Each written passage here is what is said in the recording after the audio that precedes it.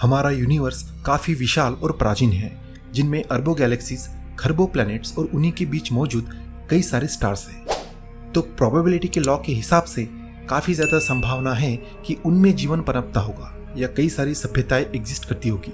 लेकिन फिर भी अब तक की हमारी कई सारी एडवांस टेक्नोलॉजीज और प्रयासों के बाद भी हमारा आज तक किसी भी दूसरी सभ्यता या एलियन से कांटेक्ट नहीं हो पाया, या हम ये कह सके कि हमें अब तक ऐसी किसी भी इंटेलिजेंट लाइफ के कोई भी संकेत नहीं मिल पाए। एक्स्ट्रा टेरेस्ट्रियल लाइफ का होना और हमें अब तक उसके संकेत ना मिलना, इसी कॉन्ट्रडिक्शन को फर्मी पैराडॉक्स कहा जाता है। इस पैराडॉक्स का नाम मशहूर फिजिसिस्ट एनरिको फर्मी के नाम पर रखा गया। साल 1950 में एक दिन अपने साथियों के साथ लंच करते वक्त उनके दिमाग में एक सवाल उठा, वेयर इज एवरीबॉडी? बाकी सभ्यताएं कहाँ है?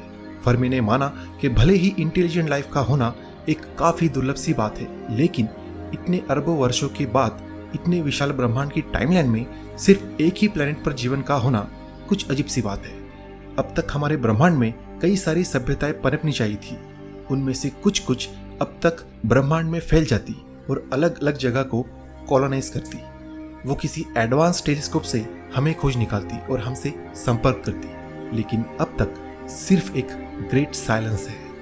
तो क्या हम इस विशाल ब्रह्मांड में बिल्कुल अकेले हैं, या इस अनसेटलिंग पैराडॉक्स की कोई एक वजह है? इसकी कई सारी थ्योरीज हैं। सबसे पहली थ्योरी यह कहती है कि हमारी जैसी लाइफ का होना इस विशाल ब्रह्मांड में महज एक इत्तेफाक है।